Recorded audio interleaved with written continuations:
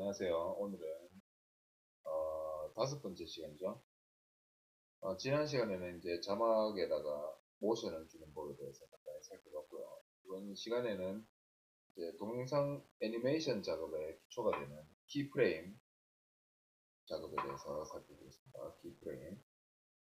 자, 일단 오늘은 역시 타이틀 룸으로 가서 자막을 가지고 한번 키프레임 작업을 해볼게요. 기본 프리셋을 타임라인에 추가를 해주시고요. 그 다음에 길이를 10초, 원래 기본은 10초인데 5초로 바꿔주겠습니다. 이 상단에 보이시는 길이 버튼을 누르시면 돼요. 그 다음에 더블 클릭해서 타이틀 디자이너를 불러오겠습니다. 자, 불러오시고요.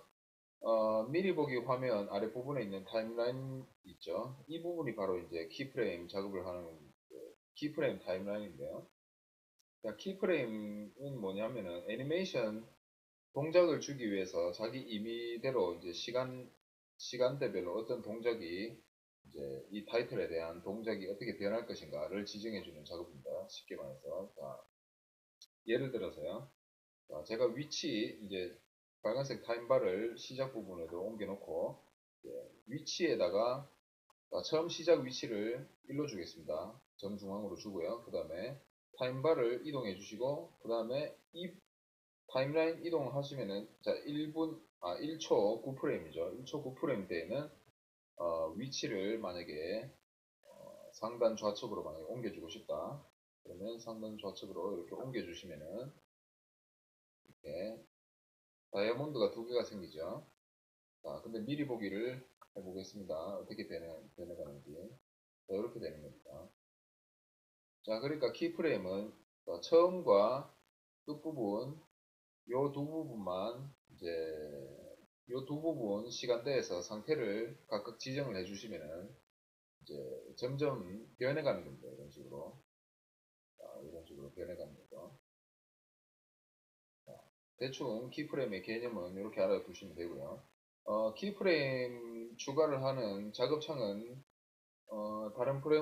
다른 이제 편집기와 같습니다. 뭐 베가스나 프리미어 이런 편집기와 이제 크게 다르지 않고요. 혹시 다른 편집기를 만져보셨다면 충분히 쉽게 하실 수 있으리라고 생각됩니다. 자, 일단 처음으로 다시 키프레임 모두 제거를 죄송합니다.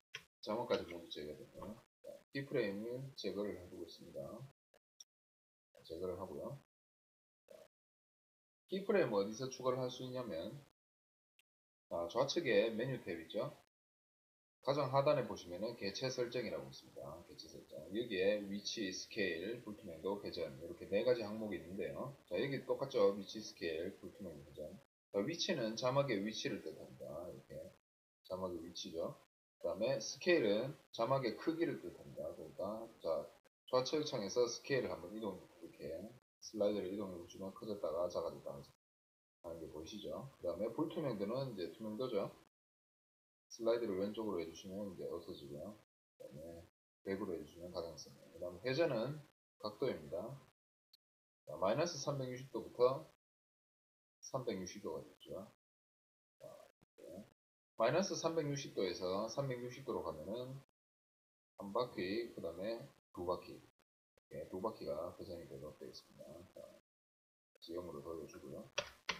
자, 일단 키프레임을 추가를 하실 때, 일단 처음 상태로 되돌려 보겠습니다. 자, 가로 중앙, 요 버튼입니다. 요 버튼 누르시고, 가로 중앙 누르시고, 수직 중앙 누르시면 딱 정중앙에 위치가 하게 되죠. 그 다음에 스케일도 처음 상태로 돌려놓겠습니다. 정도가 되겠네요. 자, 키프레임을 어떻게 추가를 하시냐면, 일단, 자, 타임바죠. 타임라인에 있는 타임바를 가장 좌측에다가 위치를 시키시고요. 이 상태에서 내가 만약에 위치, 그러니까 타이틀 위치에다가 변경을 주고 싶다 하시면은 위치 옆에 보이시는 다이아몬드 버튼이 있습니다. 이 버튼을 딱 누르시고요. 누르시면은 여기 보시면 다이아몬드가 하나 추가가 되어 있습니다. 여기 안에. 자, 이걸 확인하시고 그 다음에 이제 종료될 시간에 이 타이틀의 위치가 어디에 있을지를 지정해 주시면 됩니다. 자, 만약에 종료 시간이 총 5초죠. 타이틀 길이가. 종료 시간을 제가 만약에 3초 0프레임으로 주겠습니다. 3초 0프레임으로 이동을 해서 종료. 자, 3초 때 이제 위치를 만약에 이쪽으로 주고 싶다. 뭐 이렇게 미리 보기 화면에서 옮겨만 놓으시면은 자동으로 다이아몬드, 자, 끝부분에서는 다이아몬드를 따로 이렇게 클릭을 안 해주셔도 자동으로 다이아몬드가 추가가 됩니다. 키프레임이. 자, 그래서 이렇게 미리 보기 화면을 보시면 슬슬 이동하는 거죠. 자, 이런 개념인데 이제 요거는 가장 간단한 작업 방법이고요. 이제 이 키프레임을 제거를 해보겠습니다. 만약에 키프레임을 여러 개를 이제 추가를 해주시면 상당히 다이나믹한 모션을 연출하실 수 있는데 예를 들어서요. 자, 위치만 가지고 한번 해보겠습니다. 위치만 가지고 제가 한 요 정도 시간대에 이쪽으로 이동했다가 자, 요 정도 시간대에 다시 이쪽으로 이동했다가 다시 뭐 한 요 정도 시간대에 이런 식으로 다시 이런 식으로 다시 자, 이런 식으로 그 다음에 제일 마지막에도 5초죠. 5초에 다시 이제 가운데로 돌아오도록 이렇게 해주시면은 따로 이 버튼을 누르지 않으셔도 이렇게 키프레임이 자동으로 다 들어가 있죠. 이렇게 미리 보기 화면을 보시면은 이런 식으로 이동합니다. 이런 식으로 이동을 이게 바로 이제 기본 개념입니다. 자, 일단 위치 방금 한 작업을 다 이제 삭제를 하고요. 이제 스케일을 한번 보겠습니다. 스케일 부분에 이제 다시 왼쪽으로 가장 시작 부분으로 옮겨 놓으신 다음에 이제 키프레임 버튼 누르시고요.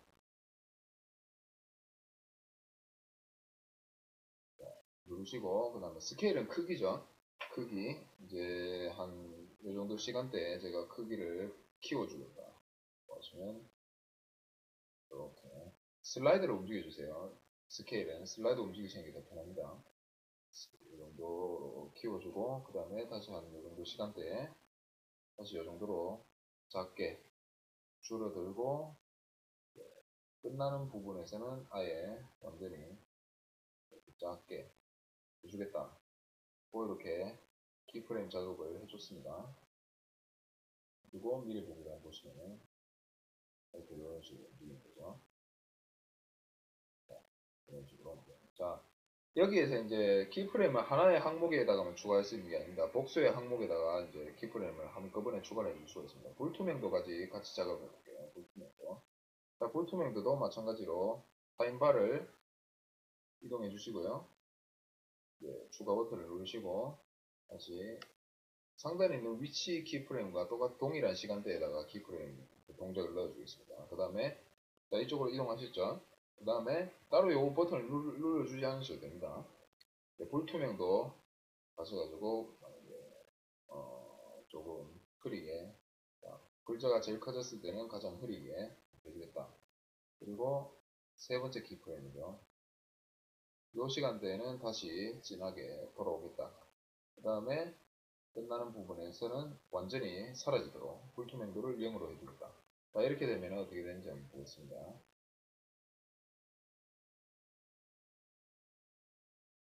자, 이렇게 이쪽 부분에서는 끝부분 키프레임이 0이니까 여기서부터 여기서 옮겨가는 도중에는 글자가 완전히 사라지게 되는 거죠. 그 다음에 회전도 있습니다. 회전도 한번 해볼게요. 회전도 키프레임 추가하시고요. 처음 부분만 다이아몬드를 그리게 해주시면 돼요. 그 다음에 여기 부분에서 회전을 반 바퀴만 주겠습니다. 왼쪽 창으로 180도 주고요. 그다음에 다시 여기서 360도 한 바퀴 완전히 돌고 여기서 마이너스 360도를 주겠습니다.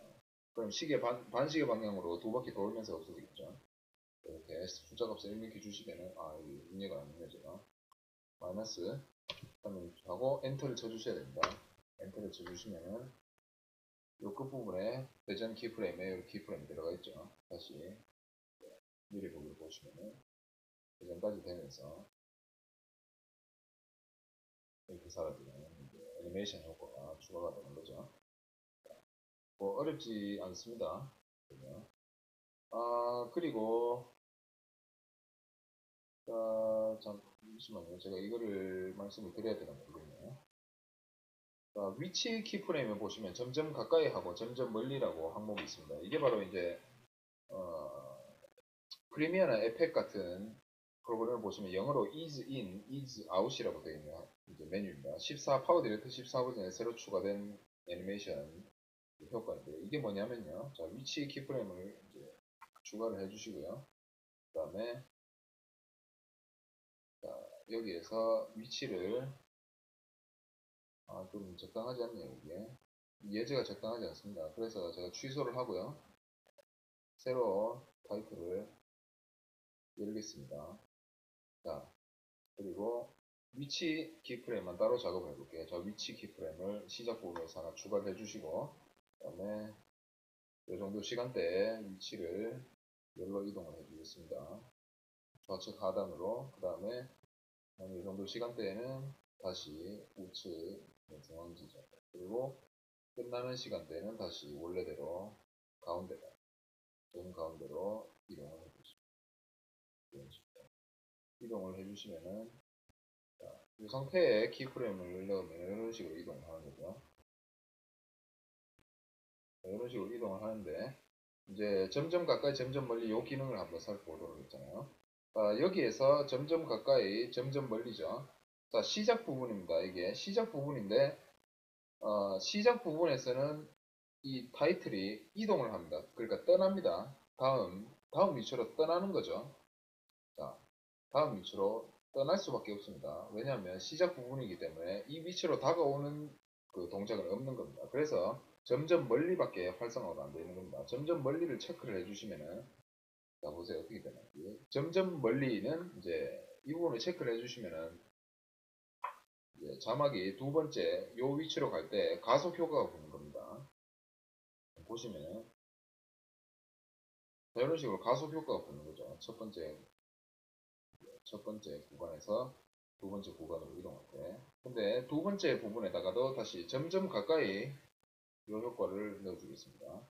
그리고 세 번째 부분에는 점점 가까이, 점점 멀리 이게 다 넣어주고요. 그 다음에 끝부분이죠. 자, 끝부분 보시면은 마지막이니까 다가오는 것밖에 없잖아요. 그죠? 그래서 점점 가까이만 활성화됩니다.